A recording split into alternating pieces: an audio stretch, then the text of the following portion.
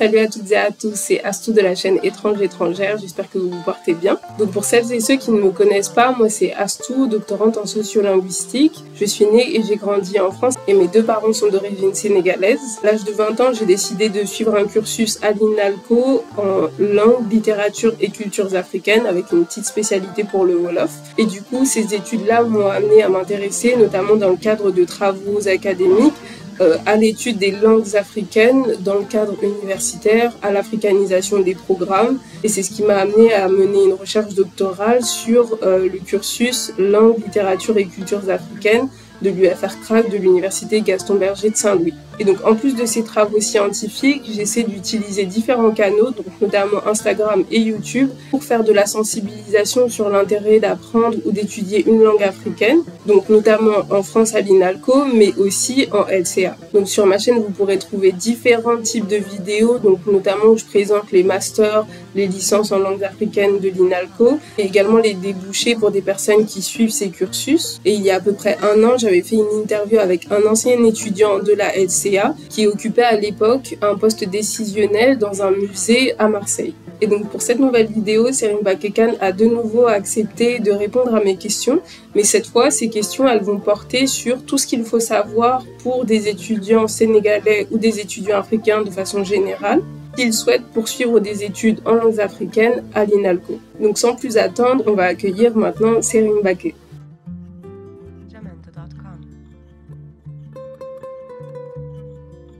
Donc bonjour à toutes et à tous et surtout bonjour à toi Serine. Merci d'avoir bien répondu à mon invitation et d'avoir répondu par la positive surtout. Donc je te laisse te présenter, nous parler un petit peu de toi, d'où tu viens, etc. On avait déjà fait une vidéo sur toi. Mais pour les personnes qui ne l'auraient pas encore vu, je pense que c'est bien quand même qu'on sache qui tu es et ton beau parcours. Oui, je suis Serine Bakekan. Et je suis actuellement responsable des actions culturelles au niveau du département d'Essonne. Je suis un ancien étudiant de l'université Gaston Berger de Saint-Louis, puis je suis passé par l'INALCO, l'Institut national des langues et civilisations orientales.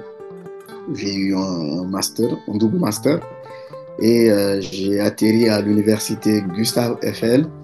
J'ai obtenu aussi un autre master en gestion de projet territorial. Et voilà, ce qui m'a permis de rentrer dans la fonction publique. Et aujourd'hui, je suis cadre dans le département des Sons. Donc, merci Céline pour ta présentation. Maintenant, étant donné que le thème de cette vidéo, c'est tout ce qu'il faut savoir si vous êtes des étudiants sénégalais ou africains de façon générale et que vous souhaitez poursuivre vos études en France, notamment à l'INALCO et en langue africaine. Céline, est-ce que tu pourrais tout d'abord nous revenir sur ton parcours universitaire, sur ton parcours scolaire et un petit peu ce qui t'a amené en LCA et donc à suivre un parcours en langues africaines et en culture? Oui, effectivement. Alors, après l'obtention de mon bac, bon, je vais commencer par le bac pour venir directement au niveau universitaire, aux études universitaires.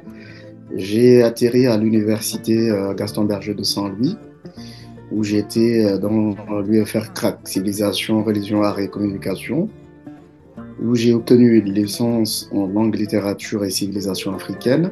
Et après, il fallait voilà, continuer un master, donc j'ai commencé d'ailleurs mes études en master à l'université Gaston Berger. Et à l'époque aussi, il y avait un partenariat entre l'université Gaston Berger de Saint-Louis, notamment le département CRAC, avec l'Institut national des langues et civilisations orientales. Donc, si tu étais le major de ta promotion, tu avais une possibilité de postuler directement et d'avoir une place. Et effectivement, j'étais major de ma promotion en licence dans notre parcours. Et donc, ce qui a fait que j'avais postulé directement, j'ai écrit directement par mail en joignant mes documents, attestation relevée au département Afrique, et qui m'avait donné une admission directe. Donc, voilà, ce qui m'a donné une place à l'INALCO. Et il faut savoir aussi, c'était une chose qui était convoitée en tant qu'étudiant en première année. On est arrivé, ils nous ont dit en licence, ceux d'entre vous qui auraient la chance d'être major ou d'avoir une très grosse moyenne peut continuer ses études à l'INALCO. Donc, bon, dans ma tête, je me disais que c'était moi. Il disait que c'était un étudiant, mais je me disais qu'effectivement, c'était moi. Et puis, par la grâce de Dieu, c'était moi, effectivement, et j'ai eu une place à l'INALCO. Voilà. J'ai refait un Master 1, un Master 2, et j'ai obtenu un diplôme, un double diplôme en socio-anthropologie et en pratique avancée de la langue. Parce que ce qu'il faut savoir aussi, c'est à l'INALCO, c'est une université assez particulière. Parce que quand tu suis une formation, que ce soit en droit, en sciences sociales, il faut toujours choisir une langue et une civilisation. C'est pourquoi c'est très riche et ça permet d'avoir une très grande ouverture. Donc moi, je suis arrivé, j'ai choisi la socio-anthropologie, j'ai fait mon mémoire sur la communauté maurite. Et par la même occasion, j'ai un diplôme en pratique avancée de la langue. Donc, en sortant de l'INALCO, j'avais un double diplôme en socio-anthropologie et en pratique avancée de la langue. C'est un domaine plus ou moins théorique et qui te prépare à être un grand chercheur, etc. Donc, il me manquait un peu un côté professionnel. Et donc, c'est ce qui m'a poussé à faire une formation, un master à l'université Gustave Eiffel et en gestion de projet territorial. Et après, voilà, je suis entré dans le monde du travail. Maintenant, ma question, elle allait plutôt porter sur les démarches administratives que tu as dû mettre en place. Donc, tu disais que grâce au fait que tu étais arrivé major de ta promotion, du coup, il a fallu que tu envoies un mail. Mais est-ce que tu pourrais nous dire à qui? Et aussi, quels étaient les documents que tu as dû fournir? Donc là, on va s'intéresser plutôt à la partie administrative dans un premier temps et surtout à la partie où tu devais, enfin, celle qui était destinée en fait à la France, donc à l'INALCO. Et ensuite, on verra pour le Sénégal s'il y avait aussi d'autres choses. Alors, effectivement, vous savez, le système d'études change chaque année. Donc, à cette époque-là, l'INALCO n'était pas une université connectée dans la plateforme Études France, qui est Campus France, connue par les étudiants.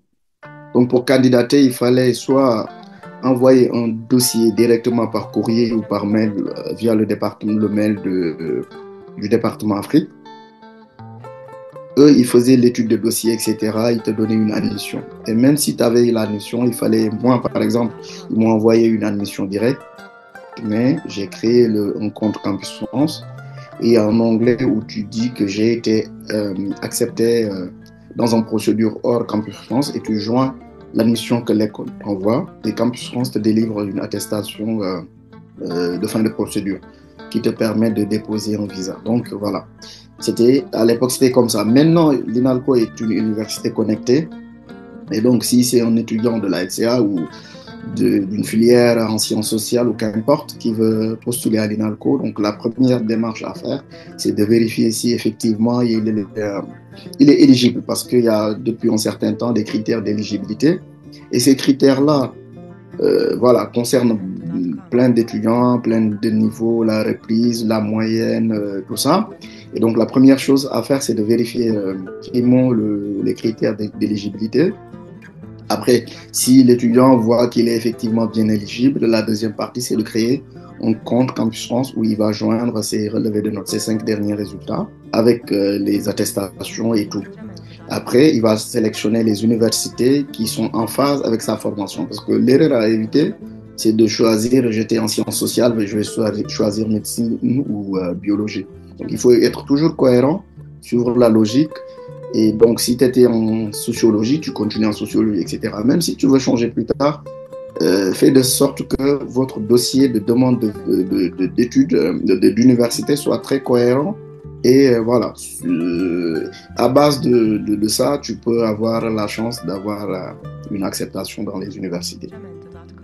Et donc, si effectivement l'étudiant veut choisir l'INALCO maintenant, c'est après avoir renseigné ses informations personnelles, sa formation, qu'il recherche l'INALCO ou la formation qu'il veut faire à l'INALCO. Et donc, il l'ajoute dans son panier. Et donc, chaque étudiant a droit à 7 formations, donc un panier de 7 formations. Et chaque formation, l'étudiant doit faire une lettre de motivation. Donc, cette lettre de motivation aussi, de plus en plus, les étudiants le barclent. Malheureusement, c'est Barclay. Mais l'idée, c'est de prendre le temps de bien l'écrire parce que, en fait, On dit, les sociologues disent que ce que je dis et comment je le dis, dit de moi. Et donc, tu ne peux pas demander une admission dans une université et écrire une lettre de motivation Barclay où il y a des fautes, etc. Donc, il faut prendre le temps d'écrire une bonne lettre de motivation où il faut bien expliciter tes objectifs, tout ça. Donc, voilà, il y a cette étape-là. Et après cette étape, il y a l'étape de l'entretien.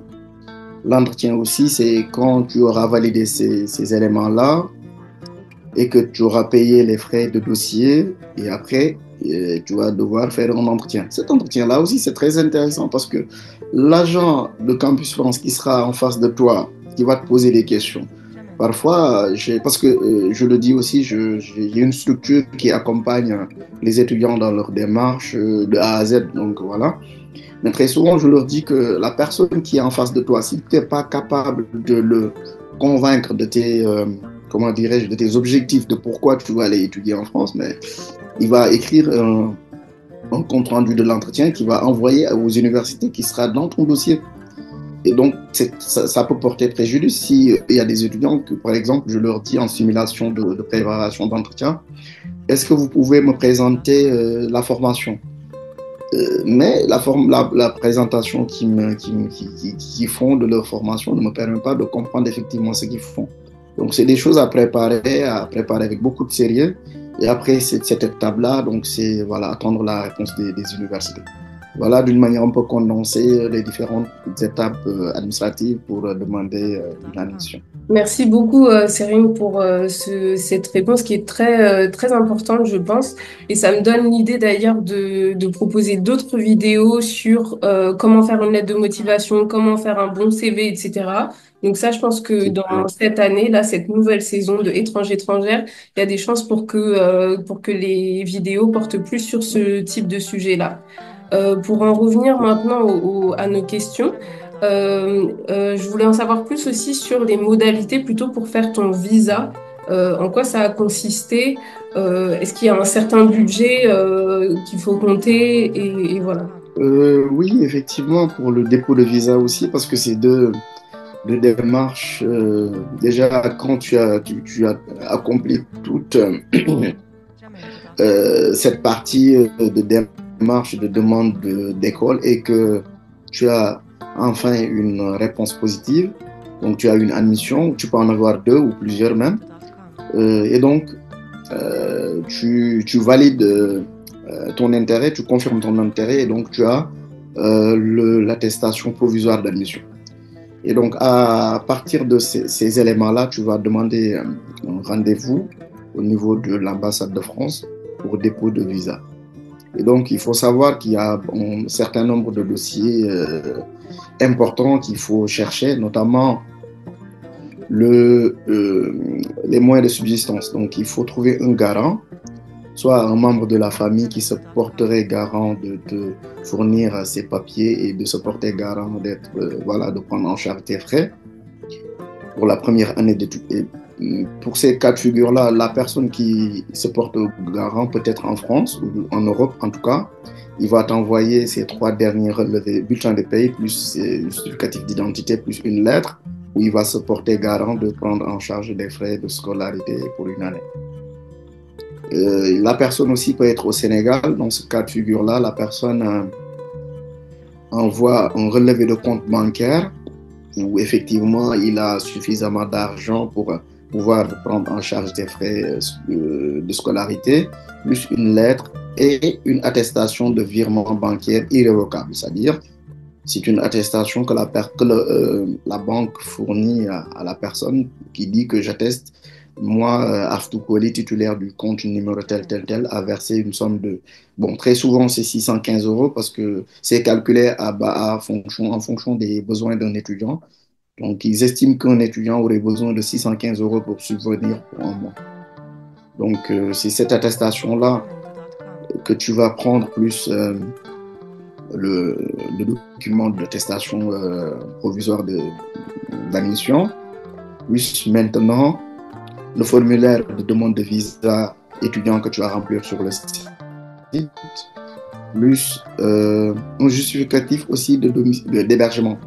Donc, en plus d'avoir un justificatif de moyens de subsistance, il faut aussi avoir un justificatif de domicile, c'est-à-dire une personne qui serait prête à t'héberger chez lui.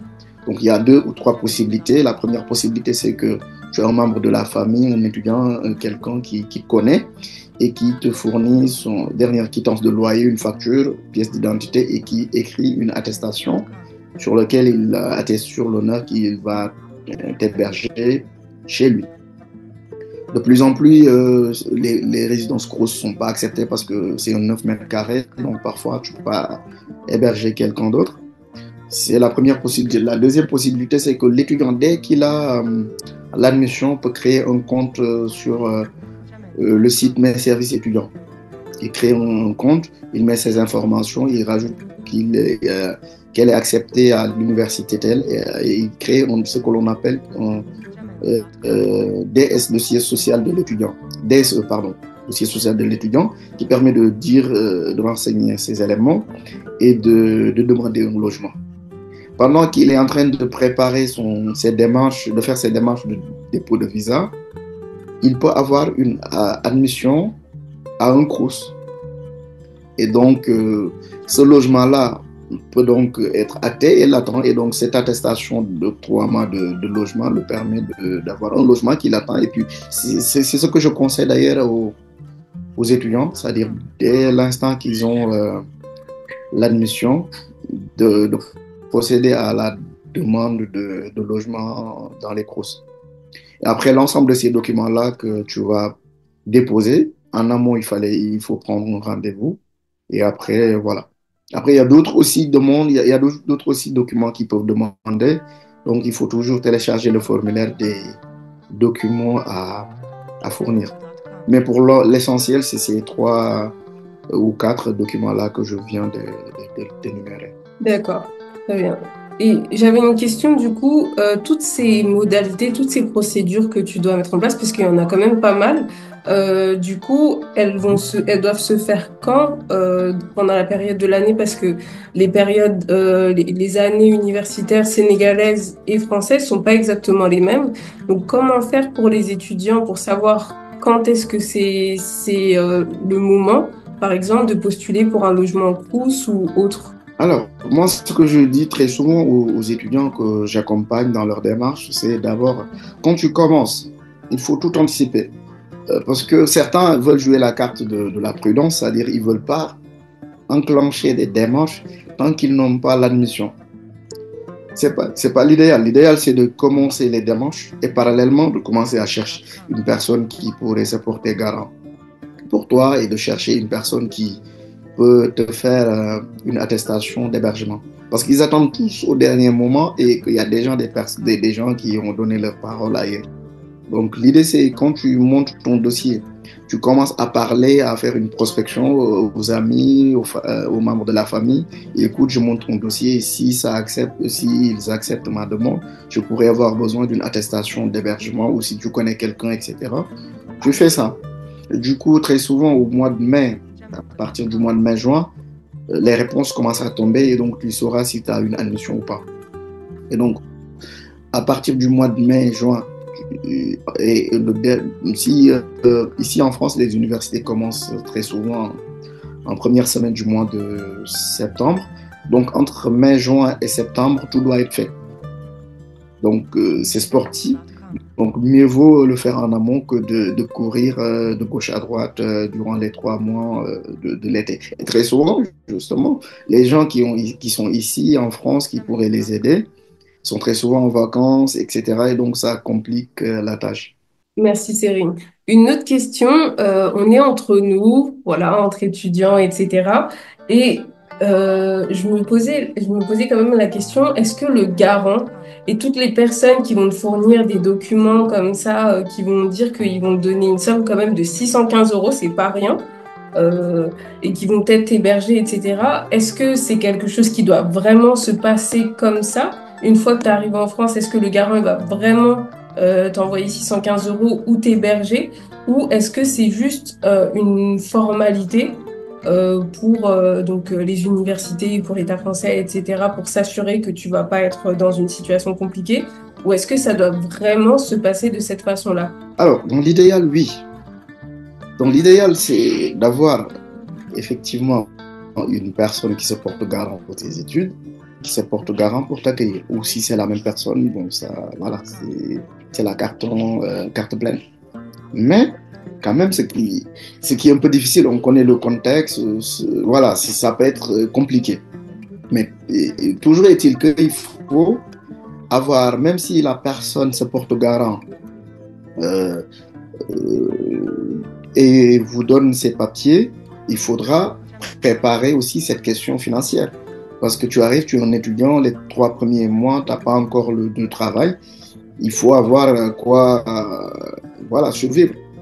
Donc il y a ça. Donc même si effectivement c'est des documents qu'il faut donner et tout, donc voilà, il faut prévoir cette question-là. Maintenant, la personne, dès l'instant que l'étudiant a son visa, donc rien ne l'oblige à effectuer le virement ou le versement. D'ailleurs, parfois des gens m'appellent, des parents pour demander effectivement, ils veulent faire les documents de garant à leur neveu, à leur fils, etc. Est-ce que ça les engage de verser effectivement? Non, non, il n'y a pas un engagement envers le garant à forcément effectuer le versement. Mais quand même, pour l'étudiant, c'est bien de le préparer. C'est un projet, il faut bien le préparer et voilà. Et pour le logement aussi, même si la personne qui te donne les documents, parce que très souvent on cherche des personnes qui ont des espaces, des maisons où vraiment il y a de l'espace. Si il y a un document effectivement d'hébergement, même si tu ne vas pas là-bas, il faut trouver un cousin, un ami ou quelque chose comme ça, une personne qui va t'accueillir. Sinon, ça va être compliqué. Donc, il y a certaines personnes qui sollicitent effectivement des proches, qui te disent, bon, j'ai juste besoin des papiers d'hébergement. OK, ils leur donnent. Mais après, ils arrivent, ils disent, oui, j'arrive et j'ai pas où aller. Est-ce que tu peux m'héberger vu que tu m'avais fait les papiers d'hébergement. Et ça, c'est effectivement les choses à éviter. Parce que c'est un projet, c'est justement un projet d'études, donc il faut tout prévoir. Il y a beaucoup d'étudiants à l'INALCO, justement, j'ai connu des gens qui étaient dans de sérieux problèmes parce que ils arrivaient, ils pensaient que la personne qui les avait fourni les papiers d'hébergement, c'est forcément ces personnes-là qui devaient les accueillir et tel n'est pas le cas. Et donc, voilà, c'est très compliqué en France. Tu arrives, tu n'as pas de logement, voilà, c'est quelque chose de très difficile et voilà. Donc, c'est des choses à éviter. Donc, le conseil que je donne aux étudiants, c'est de toujours trouver, en plus de la personne qui te fournit les documents, une personne qui se porte au garant à t'accueillir. Et même si tu en as un, continue de chercher parce qu'il y a toujours de revirements de situation. Il y a des gens, tu les sollicites, ils te disent non, sans problème, vous pouvez venir chez moi. Et tu arrives, tu les appelles, tu les dis, j'ai mon visa, j'arrive tel jour, ils éteignent leur téléphone, etc. Plan B, comme j'ai l'habitude de le dire. Comme ça, vraiment, tu es à l'abri de toute surprise. Ok, super, merci beaucoup pour ta réponse. Autre question, elle portait justement sur le logement. Du coup, pour toi, comment est-ce que ça s'est passé? Comment est-ce que tu as fait pour trouver un logement? Au bout de combien de temps tu l'as trouvé? Et ouais, voilà. Après, ensuite, comment est-ce que tu faisais aussi pour pouvoir payer ce logement? Donc, comment est-ce que tu as trouvé un travail en fait? Oui, bon, c'est un peu compliqué au début parce qu'en France, tu ne peux pas arriver en tant qu'étudiant et chercher un travail le lendemain. C'est ce que j'avais pensé.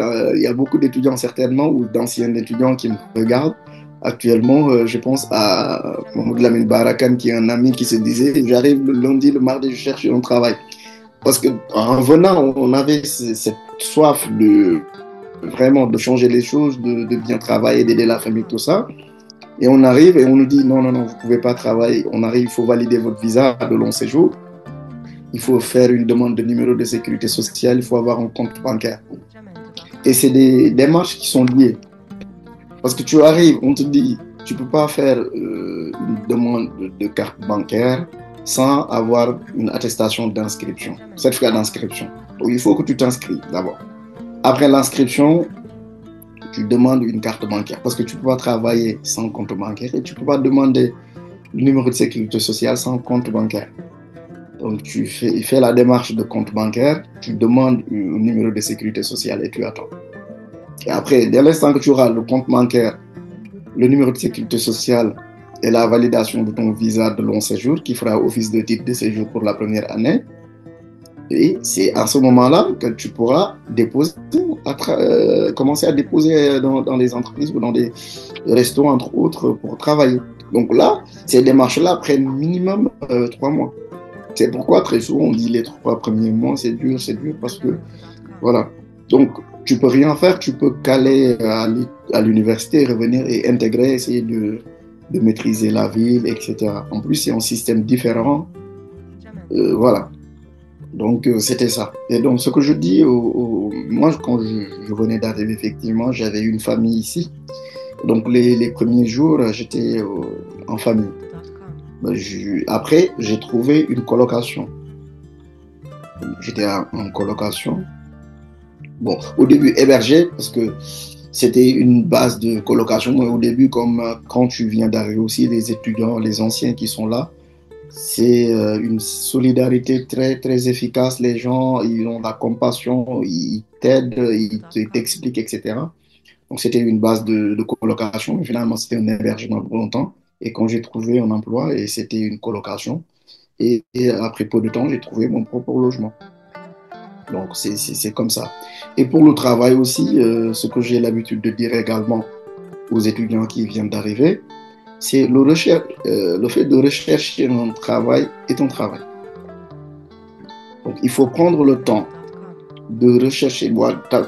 Voilà, c'est un travail. Tu te poses, tu entres dans les sites tels que Indeed, etc., des sites, tu t'inscris, tu joins ton CV. Il faut faire beaucoup de CV aussi en fonction de tes compétences, soit la restauration, soit tu vas être caissier, etc. En plus, il faut faire des candidatures spontanées. Donc, entre chez toi et ton université, il y a plein de restos, il y a plein de fast-food, etc. Tu vas faire des candidatures spontanées. Et il faut aussi s'inscrire dans les boîtes d'intérim. Donc, c'est très, très intéressant parce que les boîtes d'intérim, tout le temps, ils ont des missions et ils ont besoin de monde. Donc, c'est voilà les voies, en tout cas, à suivre pour les étudiants pour trouver très rapidement un emploi. Mais je précise une chose importante, c'est qu'il ne faut pas perdre de temps. Il y a beaucoup de gens qui arrivent et ils se prennent pour des touristes, qui prennent 2, 3 mois sans enclencher une démarche et après ça les porte préjudice. Parce que dès que tu arrives, il faut déjà à présent commencer les démarches. Donc à peine la semaine que tu es arrivé, il faut commencer à faire les démarches. Parce que plus tu perds du temps à faire tes démarches, plus voilà, la durée de traitement est longue. Très bien, merci à toi pour cette réponse. Du coup, la question que je voulais te poser, c'était comment est-ce que tu faisais pour allier à la fois donc, les recherches de travail, parce que comme tu dis, effectivement, c'est vraiment un travail en soi. Et puis en plus, il faut apprendre à faire un CV, apprendre à faire une lettre de motivation, comme tu disais, en faire plusieurs et tout, donc ça demande beaucoup de temps. Ensuite, le travail et les études en même temps. Comment est-ce que tu as fait pour allier les deux? Et du coup aussi, j'imagine, changer un petit peu ta façon d'être par rapport à ce que tu avais connu au Sénégal et ensuite ce que tu devais devenir en France pour réussir à t'adapter. Comment tout ça, ça s'est passé pour toi? Oui, c'est une question d'organisation. Parce que très souvent, les étudiants sénégalais, bon, ils comprennent ça de plus en plus. Mais bon, on n'avait pas cette habitude d'organiser notre temps. On fait ça, après on fait ça, on fait ça. On faisait comme bon nous semblait, etc. Donc en France, il faut savoir que il faut avoir une très bonne organisation de ton temps.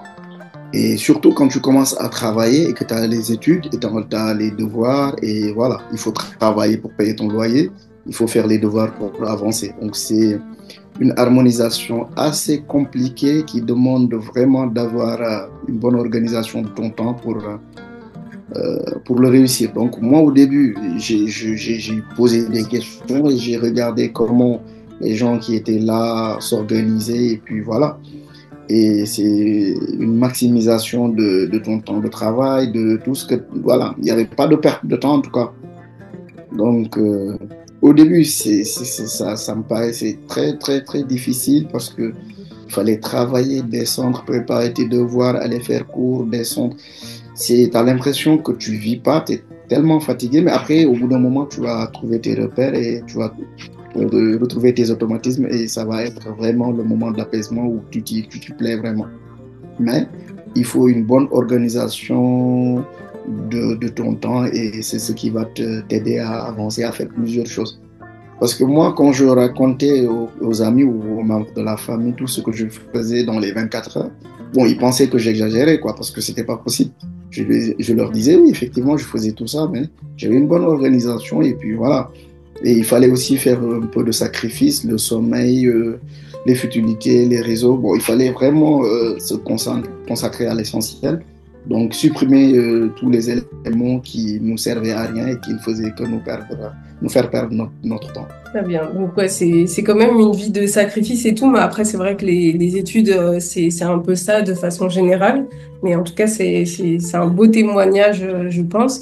Ma dernière question, elle porte sur comment moralement tu as vécu tout ça parce que en fin de compte voilà, là comme la façon dont tu nous montres, c'est que tu as réussi à t'adapter et on le voit encore plus parce que tu as vraiment bien réussi tes études et tu as trouvé des postes ensuite qui montrent à quel point tu étais compétent. Mais quand même, moralement, comment c'était pour toi de changer de pays, aller dans un pays où tu devais complètement te réadapter à plein de choses, plein de codes qui sont assez différents malgré tout, euh, à une langue aussi parce qu'on a un certain accent, on a une certaine façon de parler qui est pas exactement, c'est pas exactement le même français qu'on parle au Sénégal et en France. Ensuite, les habitudes, il y a plein de choses en fait qui demandent une adaptation, voilà, qui est pas toujours facile. Et donc du coup, comment est-ce que ça s'est passé moralement? Qu'est-ce qui t'a fait tenir aussi pour que ça se passe bien, quoi? Alors, c'est vrai que moralement, parfois, déjà, quand on arrive, c'est normal d'être dépaysé compte tenu de tout ce que tu as énuméré, de tout qui change, le temps qui change, parce qu'il y a des horaires de l'hiver. Moi, ce qui m'avait traumatisé, parce que je me réveillais, il faisait nuit, je me couchais, il faisait nuit, je dis, ben, je vais passer notre soleil. Ou... Moi, c'était vraiment ce qui m'avait traumatisé. Et il y a beaucoup de choses. Il y a la vitesse. Ici, ça va vite. Les gens, ils courent, ça va vite. C'est normal d'être dépaysé. Mais aussi, c'est le fait de se préparer à ça. Donc, je m'y étais déjà préparé. Voilà. Et donc, j'essaie aussi de m'intégrer au plus vite. Il y a des choses où j'essayais de faire moi-même, etc. Et donc, quand j'arrivais aussi, quand j'avais déjà la licence et j'étais déjà à l'université et tout, donc j'avais mon bagage. Et ce bagage-là aussi a permis à favoriser, à faciliter mon intégration. Il y a aussi un autre conseil que je donne aux étudiants, c'est que quand ils arrivent, qu'ils ne soient pas introvertis, renfermés dans leur coin, etc. Donc, l'idée, c'est d'aller vers les autres, de poser des questions, d'être ouverte. Et c'est très intéressant parce que quand tu arrives et tu es renfermé sur toi, tu ne parles qu'avec des Sénégalais ou avec des Africains dans ton coin. Après, ça ne facilite pas l'intégration, justement. L'idée, c'est d'aller vers les autres, de poser des questions. Et voilà. Moi, on s'est connus à l'université, tu as vu, très vite, j'ai intégré parce que je me disais que voilà, c'est les gens. Et aussi avoir le mental, hein. Il faut avoir le mental et avoir les objectifs. Quand tu arrives, tu te dis que je suis en mission, je suis en soldat, j'ai des objectifs en vue et rien ni personne ne pourra me stopper. Et moi, c'était ça. À chaque matin, je me réveillais. Et devant moi, j'avais des objectifs à court terme, à moyen terme et à long terme et je faisais tout pour les atteindre. C'est ça, avoir le mental d'acier et voilà. Il y a des jours où vraiment tu as le moral à zéro, rien ne va et tout, c'est compliqué. Il y a des moments où tu n'as pas de travail, c'est dur, il y a l'hiver qui arrive.